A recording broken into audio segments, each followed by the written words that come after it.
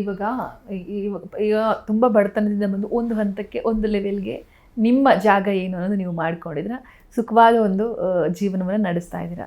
ಈ ಸಂದರ್ಭದಲ್ಲಿ ನಿಮಗೆ ಯಾವತ್ತಾದರೂ ಅನಿಸಿದೆಯಾ, ನನ್ನ ತಂದೆ ತಾಯಿ ಇದ್ದಿದ್ರೆ ಅವ್ರು ಈಗ ನಾನು ಚೆನ್ನಾಗಿ ನೋಡ್ಕೋಬೋದಿತ್ತು, ಈಗ ಅವ್ರು ಕೇಳಿದ್ನ ನಾನು ಕೊಡ್ಬೋದಿತ್ತು. ಯಾಕಂದರೆ ಇತ್ತೀಚೆಗೆ ಏನಾಗಿದೆ ಅಂದರೆ ಮಗನ ಮದುವೆ ಆಯಿತು ಅಥವಾ ಮಗಳಿಗೆ ಮದುವೆ ಆಯಿತು ಅಂದರೆ ತಂದೆ ತಾಯಿನ ಕರ್ಕೊಂಡು ಹೋಗಿ ಆಶ್ರಮಕ್ಕೆ ತಳ್ಳುವಂಥ ಒಂದು ಪರಿಸ್ಥಿತಿ ನಿರ್ಮಾಣ ಆಗಿಬಿಟ್ಟಿದೆ. ಸೊ ನಿಮಗೆ ತಂದೆ ತಾಯಿ ನನಗೆ ನಮ್ಮ ತಂದೆ ತಾಯಿ ಸಾಯುವ ಕಡೆಯ ಕ್ಷಣದವರೆಗೂ ಅವ್ರನ್ನ ಚೆನ್ನಾಗಿ ನೋಡಿಕೊಂಡು ಏನೋ ತೃಪ್ತಿ ಇದೆ, ಸಮಾಧಾನ ಇದೆ.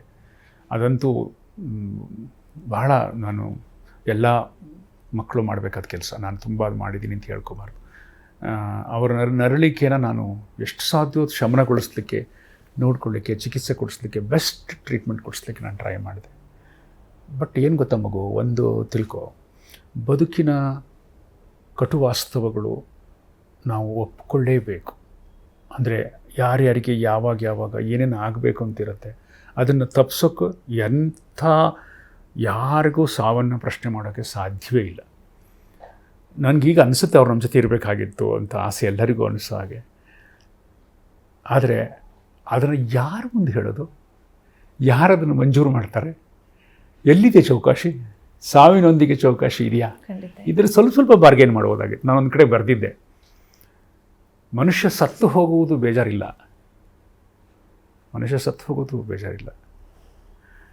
ಆದರೆ ಸತ್ತೇ ಹೋಗುವುದು ಬೇಜಾರು ಅಂತ. ಅಂದರೆ ಒಂದು ವಾಪಸ್ ಬರೋದಕ್ಕೊಂದು ಸಣ್ಣ ಕಿಂಡಿ ಇದ್ದಿದ್ರೆ ಎಷ್ಟು ಚೆನ್ನಾಗಿರ್ತಿತ್ತು. ಈಗ ನಮ್ಮ ಅಪ್ಪ ಅಮ್ಮ ವಾಪಸ್ ಬಂತು, ನನ್ನ ಮಗ ಹೇಗಿದ್ದಾನೆ ನೋಡಿದ್ರೆ ಹೆಂಗಿರ್ತಿತ್ತು. ಅದಕ್ಕೆ ಅವಕಾಶ ಕೊಡಲ್ಲ ನೇಚರ್.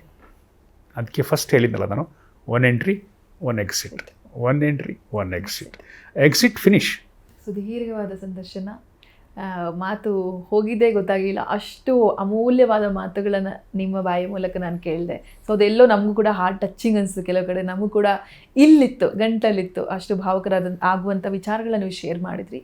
ಫೈನಲಿ ಏನು ಹೇಳೋದಕ್ಕೆ, ಮೀನ್ಸ್ ಈ ಸಂದರ್ಶನದ ಫೈನಲಿ ಅಂತ ಹೇಳೋದಾದರೆ, first question, there is no final. ಬದುಕಿಗೆ ಅಂತ್ಯ ಇಲ್ಲ, ಅದು ನಿರಂತರ. ನಿನ್ನ ಪ್ರಶ್ನೆಗಳು ಇನ್ಫಾರ್ಮಲ್ ಆಗಿ ಮತ್ತು ತುಂಬ ಇನ್ಸೈಟ್ಫುಲ್ ಆಗಿತ್ತು. ಅಂದರೆ ಅನೌಪಚಾರಿಕವಾಗಿತ್ತು ಮತ್ತು ಒಂದು ಒಳನೋಟ ಇತ್ತು ಅದರಲ್ಲಿ. I enjoyed this interview. ನಿನ್ನ ಪ್ರಶ್ನೆಗಳಿಗೆ ನಾನು ತುಂಬ ಋಣಿಯಾಗಿದ್ದೇನೆ. ನಮ್ಮ ಝೀ ಪ್ರೇಕ್ಷಕ ಸಮುದಾಯ ನನ್ನ ಅನೇಕ ಸಿನಿಮಾಗಳನ್ನು ನೋಡಿದೆ, ಮೆಚ್ಚಿದೆ. ಮಾತಾಡೋ ಮಲ್ಲಿಗೆ ನಿಮ್ಮ ಹತ್ರ ಇದೆ, ಅಮೃತದ ಇದು ಅಮೇರಿಕಾ ಅನೇಕ ಪ್ರದರ್ಶನಗಳನ್ನು, ಅನೇಕ ಸ್ಕ್ರೀನ್ಗಳನ್ನು ನಾನು ನೋಡಿದ್ದೇನೆ.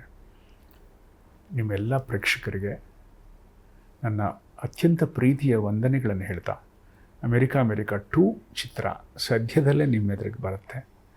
ಅದರ ಬಗ್ಗೆ ನಾನೇನು ಈಗ ಮಾತಾಡೋಕ್ಕೆ ಹೋಗಲ್ಲ, ಸಿನಿಮಾ ಮಾತಾಡಬೇಕು. ಹಿಂದಿನ ಚಿತ್ರಗಳಿಗೆ ಕೊಟ್ಟಂಥ ಪ್ರೀತಿ, ಗೌರವ ಬರಮಾಡ್ಕೊಂಡಿದ್ದು ನೀವು, ಅದು ನನ್ನ ನೆನಪಲ್ಲಿದೆ.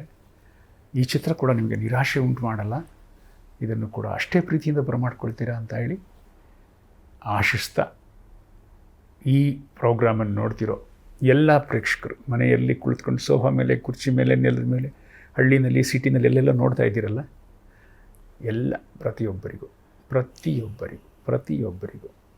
ನನ್ನ ನಮಸ್ಕಾರ.